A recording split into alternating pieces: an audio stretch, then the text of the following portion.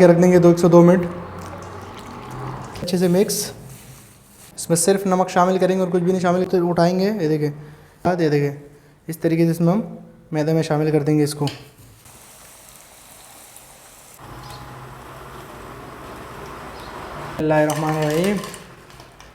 बिस्मिल्लाहिर्रहमानिर्रहीम। अस्सलाम वालेकुम दोस्तों, क्या हाल चाल है? उम्मीद करता हूँ आप सब खैरियत से होंगे। तो मेरा नाम है सईद और आप देख रहे हैं सईद फूड चैनल।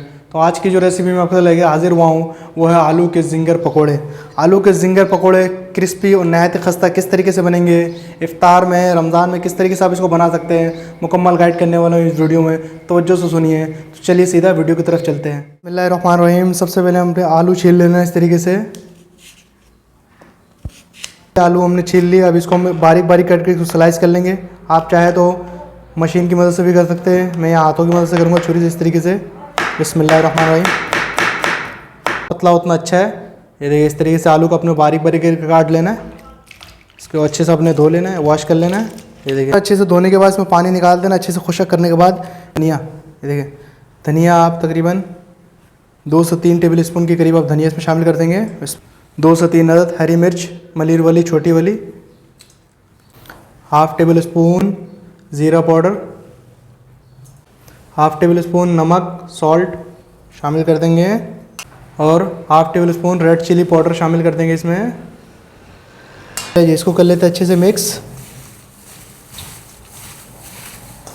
और अच्छे से मिक्स इसको करते हैं साइड में। जी सबसे पहले एक बॉल ले लेना आपने इस तरीके से। उसमें 1 कप बेसन शामिल कर देंगे हम इस तरीके से। Half tablespoon red chilli powder शामिल कर देंगे, नमक हस्ब जायका, पानी शामिल कर लेंगे, अच्छे से मिक्स।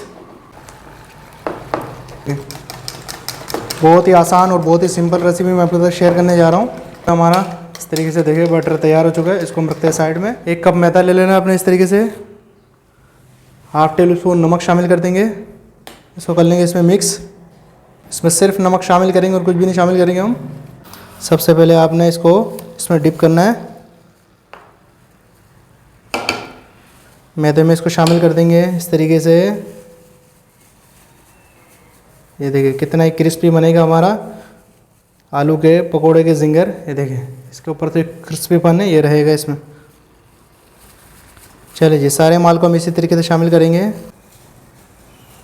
क्रिस्पी बनने के लिए आपने मैदे में इसको इस तरीके से अच्छे से हिला लेना है ताकि ये इसकी क्रिस्पीपन रहे। जी बिस्मिल्लाहिर्रहमानिर्रहीम। तेल हमारा गर्म हो चुका है। देखिए तेल को आपने सबसे पहले गर्म कर लेना है उस तरीके से। इसके बाद हम आलू को इसमें शामिल कर देंगे। बिस्मिल्लाहिर्रहमानिर्रहीम।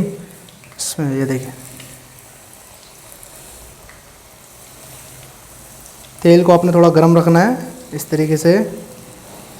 सारे आलू को हम इसमें शामिल कर देंगे। इसको दूसरी तरफ पलटा लेंगे, इसको इस तरीके से घुमा लेंगे। ये देखिए चले जी इसको 4 से 5 मिनट इसको अच्छे से हम फ्राई कर लेंगे ताकि हमारे आलू नहायत ही क्रिस्पी और अंदर से बिल्कुल सॉफ्ट होंगे। ये देखिए इतना ही ज़बरदस्त और गोल्डन कलर आ चुका है। हम इसको निकाल लेंगे इस तरीके से। अब इसको करते निकालते हैं। देखिए माशाल्लाह कितना ही ज़बरदस्त और मेरे अल्लाह की शान। देखिए कितना ही क्रिस्पी बना है आलू के जिंगर पकोड़े। बिस्मिल्लाहिर्रहमानिर्रहीम। सा देखिए कितना ही बेहतरीन सा हमारा जिंगर आलू जिंगर पकोड़ा तैयार हो चुका है। देखिए नहायत ही क्रिस्पी और नहायत ही खस्ता बना है। ये देखिए माशाल्लाह माशाल्लाह मेरे अल्लाह की शान, कितना ही बेहतरीन। तो इसी तरीके की अच्छी अच्छी वीडियो भी देखने के लिए मेरे चैनल को सब्सक्राइब कर लिया करें, वीडियो को लाइक किया करें, बेल आइकन दबाना ना भूलिएगा।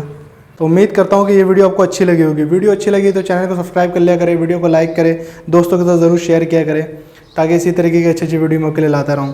तो दुआओं में याद रखिएगा, अपना बहुत ख्याल रखिएगा। तब तक मुझे दीजिए इजाज़त। अल्लाह हाफ़िज़।